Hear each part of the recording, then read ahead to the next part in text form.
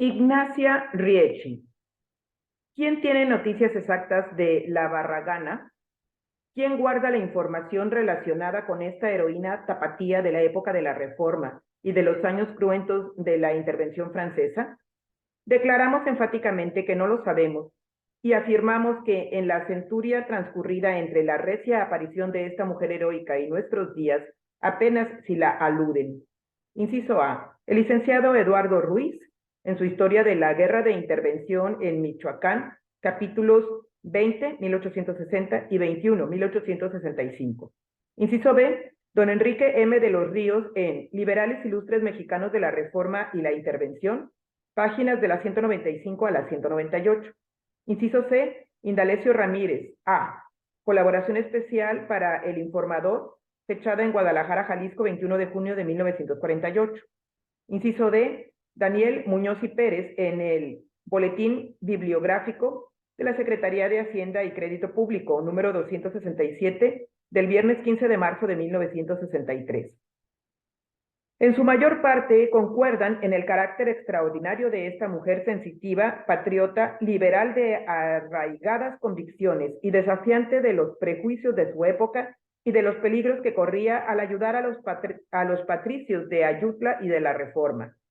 Concuerdan igualmente en la suposición de que Ignacia Ricci vino a la vida en Guadalajara en los años de 1816 a 1818, es decir, cuando terminaba la dominación española de la Intendencia de la Nueva Galicia y nacía México como país independiente y libre. Afirman que era hija de españoles acomodados, que mantenía sus lazos fraternales con una hermana casada con un hacendado y que ayudaba en la finca de campo en calidad de verdadero administrador, distribuyendo el trabajo, vigilando a los peones y recorriendo las labores a mañana y tarde, sin dolerse de la fatiga y con ánimo y decisión admirables. Cuando cumplió 30 años, se rebeló contra los malos mexicanos que por ineptitud o por traición no defendieron nuestro suelo de los invasores norteamericanos, y cuando en 1853 volvió Santa Anna a jefaturar el poder público y se llamó dictador, afloró su amor a la patria y fue correo de los puros y correligionaria de los Camarena, del licenciado Pedro Hogazón y de la Falange Liberal Juvenil de Jalisco, que rodeó a don Santos Degollado durante su gobierno de septiembre de 1855 a mayo de 1856. Después, ya en los días de la Guerra de 3 años, se relacionó con el general Ignacio Zaragoza, con el coronel Antonio Rojas, con el después general Refugio González. Su natural apasionado, su energía, su patriotismo a toda prueba, estalló cuando supo, 1861, que nos amenazaba la intervención extranjera y que las playas veracruzanas se veían amenazadas por las escuadras de los ingleses, los españoles y los franceses. Lanzó entonces la iniciativa de formar en Guadalajara corporaciones militares de mujeres que defendieran nuestro suelo, pero el escepticismo se enseñoreó de la sociedad tapatía y apenas si ella misma admitió vestir el uniforme y alistarse para ir al campo de batalla. El coronel Antonio Rojas le obsequió unas botas de montar. El coronel González le pagó el uniforme de alférez y partió de Guadalajara al Ejército de Oriente la extraordinaria mujer que no desdeñaba perder la vida con tal de impedir la repetición de las escenas de oprobio de 1846, 1847 y 1848. Al incorporarse al ejército en campaña, su amigo, el general Ignacio Zaragoza, la incorporó al Estado Mayor de la Segunda División, que tenía como su jefe nato al general José María Arteaga, y cerca de tan denodado general se vio a la alférez tapatía pronta a transmitir las órdenes del cuartel general, celosa del buen nombre y del ímpetu de las armas nacionales. En el combate de las cumbres de Acuicingo del 28 de abril de 1862, se admiró el valor de Ignacia Ricci, que, apoyando hasta el último momento la retirada del general Arteaga y los suyos, cayó prisionera de los invasores y fue llevada a las prisiones de Orizaba, en donde permaneció más de un año. Cuando en 1863 llegaron prisioneros a Orizaba los generales y los altos jefes del Ejército de Oriente, que cayeron en manos de los invasores, y se les amenazaba con deportarlos a Francia, escaparon de entre los franceses la mayor parte de ellos y entre los prófugos se contó a Ignacia Ricci, quien sin demora se presentó en Guadalajara a su jefe, el general Arteaga, quien volvió a tenerla a su lado, primero como teniente y luego como capitán. Participó tan denodada defensora de la patria en las maniobras militares ordenadas por Arteaga en el sur de Jalisco y se encontró en la sorpresa de Jiquilpan del 22 de noviembre de 1864, ascendida a comandante de los lanceros de Jalisco, jefaturados por el coronel Ruiz Suabia. Al escapar de los franceses que dirigía el coronel Clinchant, el general Arteaga y los restos de la división se concentraron en Uruapan, población que simpatizó con la comandante Ignacia Ricci, de alta estatura, de robustas formas, de aspecto varonil y vestida de hombre con una blusa ancha que le bajaba hasta las rodillas. Era preciso fijarse mucho en sus facciones para comprender que pertenecía al sexo débil.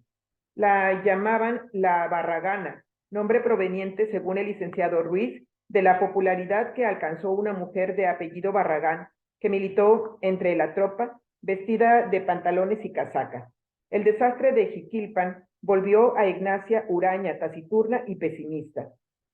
En la reorganización del Ejército Liberal del Centro, los lanceros de Jalisco pasaron a depender del general Vicente Rivapalacio, gobernador y comandante militar del primer distrito del Estado de México, Toluca, que a la sazón había establecido su cuartel general en Zitácuaro, en la zona montañosa del oriente del estado de Michoacán.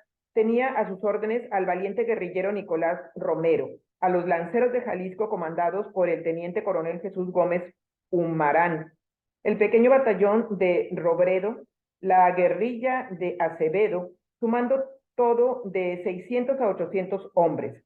Con esos efectivos inició a partir del 17 de septiembre de 1864 su marcha sobre Toluca, plaza defendida por los imperialistas de La Madrid, Romero y Acevedo.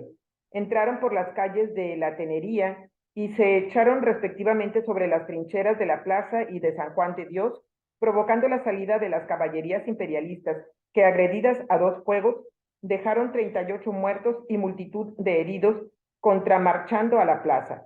En esta hazaña, al lado de Nicolás Romero, luchó bravamente la heroína jalisciense, ganándose la admiración del temerario Romero y la simpatía del general Rivapalacio.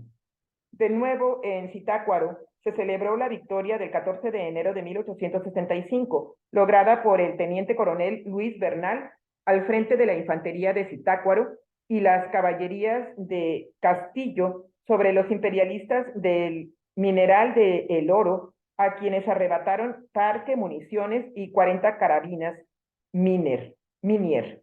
Los lanceros de Jalisco ofrecieron a los vencedores una comida al mediodía del día 16 y en el Ágape, al calor de los brindis, se hizo gala de buen humor a costillas de la comandante Ignacia Ricci, que, en su estado de ánimo, mal aguantó el final de los brindis, retirándose a su alojamiento, en donde escribió 3 cartas de despedida. La primera al valiente Nicolás Romero, la segunda a su jefe nato, el coronel Luis Sabia, y la tercera a Felipe Rojas, vecina de Guadalajara, Jalisco. Al terminar las cartas, dejó una recomendación al pagador de los lanceros para que, a cuenta de sus alcances, liquidara algunos pequeños adeudos que enumeró y, embarazando su carabina, amarró la punta de su pañuelo al llamador del gatillo y la punta externa del pañuelo la aseguró a su pie derecho, colocó la mira del arma sobre su corazón y estiró la pierna derecha recibiendo el disparo a quemarropa, cayendo sin vida sobre su camastro. El 17 de enero fue el sepelio de la infortunada comandante en el Panteón de Zitácuaro. Se le hicieron los honores a su grado militar y todas las familias del histórico lugar cubrieron de flores su sepulcro. Gómez Humarán vivió hasta el 28 de julio de 1866, pero en ese año y medio jamás se perdonó las bromas que lanzara a Ignacia Ricci, la mujer de carácter que defendió la libertad de México y que no pudo resistir las críticas de que la hicieron objeto aquellos que debían haberle admirado por su valor, por su sacrificio y por su valer. Se dijo de ella que cuando una brigada de caballería huía cobardemente tras de un combate en tierras de Jalisco, la amazona, intentando detener a los que corrían llenos de pánico, les gritaba a todo pulmón: ¡Media vuelta! ¿Qué no somos hombres? Se hizo saber que al coronel Antonio Rojas, para quien guardaba rendida gratitud y amistad, le salvó la vida, haciendo abortar un complot en el cual se pretendía asesinarle.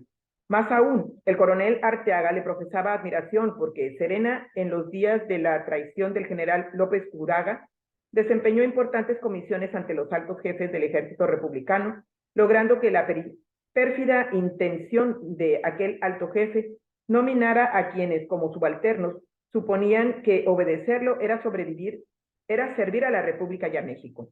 ¿Cómo se llamaba en realidad Ignacia Ricci?